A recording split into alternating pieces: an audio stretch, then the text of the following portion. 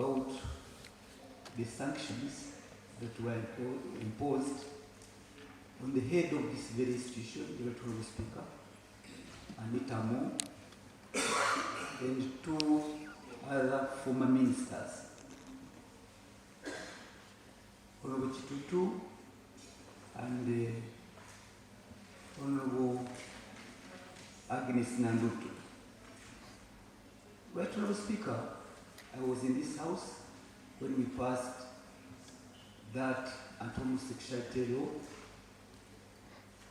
and I can assure you, we as Parliament, we stand together on issues of morality of this country. There is no doubt about that.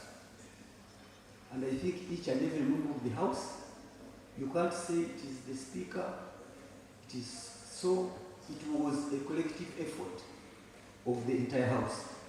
So if there is such an enlightenment, it's an enlightenment on the rest of, on all of us. That is important. And to that extent, I want us to stand firm. We shall get to know where it ends. We stand by you, the Honorable Speaker, in as far as enacting of that law is concerned, if that is the casus belli of all this that is unfolding. But I would hesitate also to add, Honorable Speaker, members, that for us to sit by, there is a lot of ramifications and what our relationship with the Commonwealth shall be. The Speaker is the head. There are those engagements on an annual basis. She's the chair of the Speakers and presiding officers.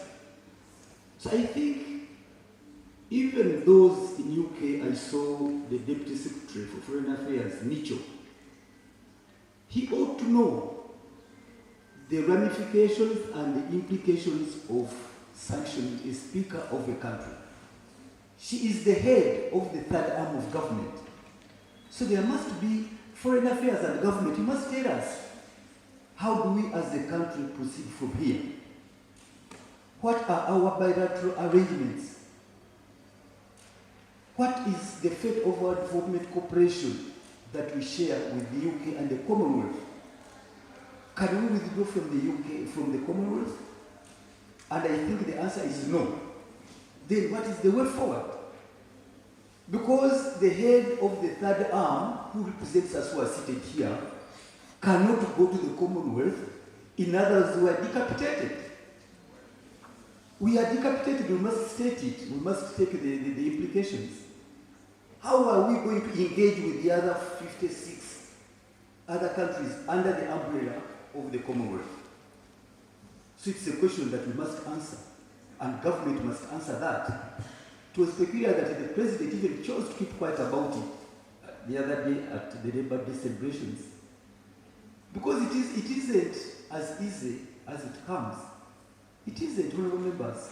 There is some weight on it. And I don't want to think that UK was not aware of the backlash of the fallout in all this. And to me, the Honourable Speaker, it yet presents another opportunity on how, as a country, Minister, I hope you are taking notes on what stages. on how the country is proceeding on the question of corruption. To have your Speaker sanctioned on account of larceny is such a grave matter. What is the rest of the country now? Probably I think they are now touching on the Speaker to tell you, to tell us as a country, how we are proceeding. A Speaker of an institution, the third arm. So I think, Right Honourable Speaker, when issues of corruption are raised, why don't we get the opportunity to discuss them and for government to handle the same to its full conclusion? This is the problem.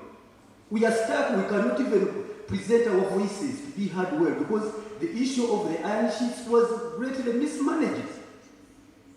It was greatly mismanaged. The Rugorobis, the Chitutu, the Nandutus were those arraigned before court. And to me, having cabinet ministers and ministers attending court Then in the afternoon they go to attend cabinet. What indicators are we giving to the international community? So for me, on the question of homosexuality, I want us to desegregate it. That one we all stand together. But on the question of corruption, honorable members, I beg that you really, I beg your indulgence, that we must tackle it. We can't let it go. The other day we had an opportunity to look at ourselves as parliament. When the issue of the handshake, the service awards came, right, Honorable Speaker, have never given us the opportunity to debate it. Despite my constant standing here, can we have a look at ourselves?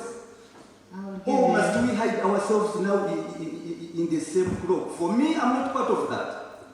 If the UK is sanctioning and targeting the corrupt of this country, it's because we as a country have failed.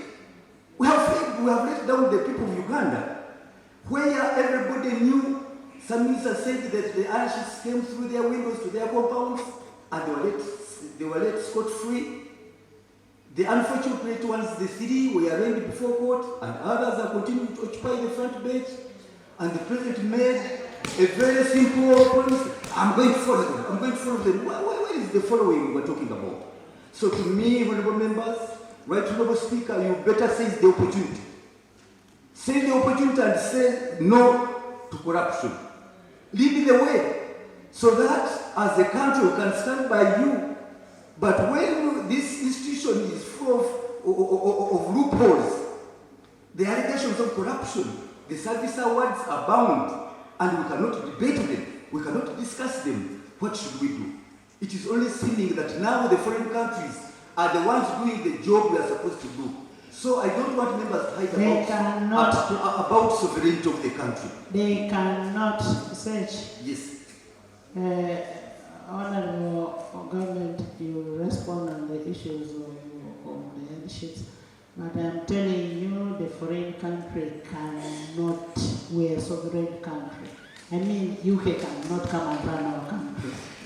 They cannot.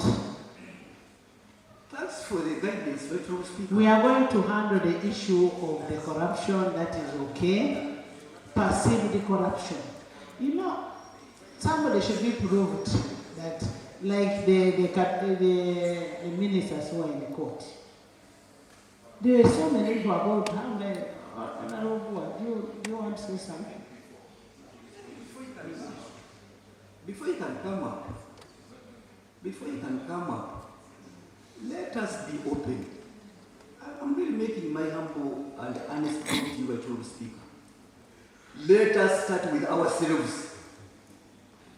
We cannot continue hiding. We are condemning other foreign countries when we have let down this country. The other day they said you are corrupt to pass the RAPEX bills. Were you corrupt? Were you bribed? Who was bribed in this house? Right, Honorable Speaker, I'm not asking you, searching. I'm asking members, who was bribed in this house? Right, Honorable Speaker. You see, in our searching, people will say whatever they will want to say. But what matters is, have you proved what it is? Have you proved? You said information, my brother.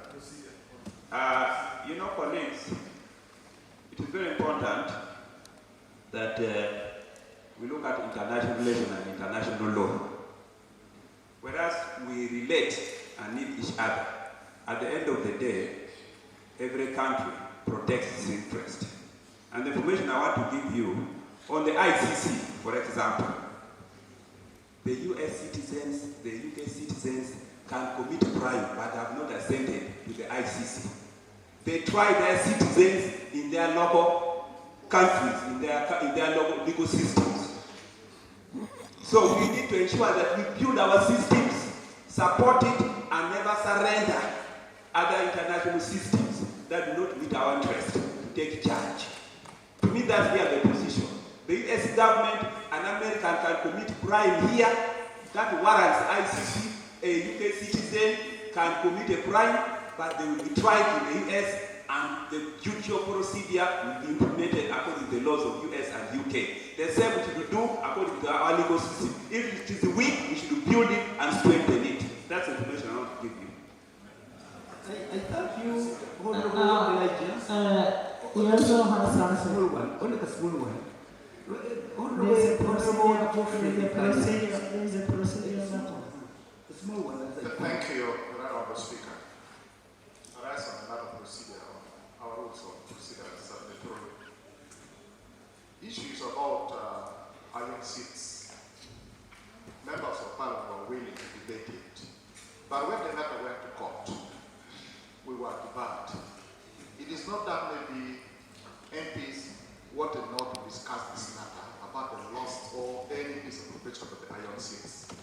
I find it for us to engage again so much on the issues about the iron seats of Karamoja, and yet the matter is still even in court, not yet concluded.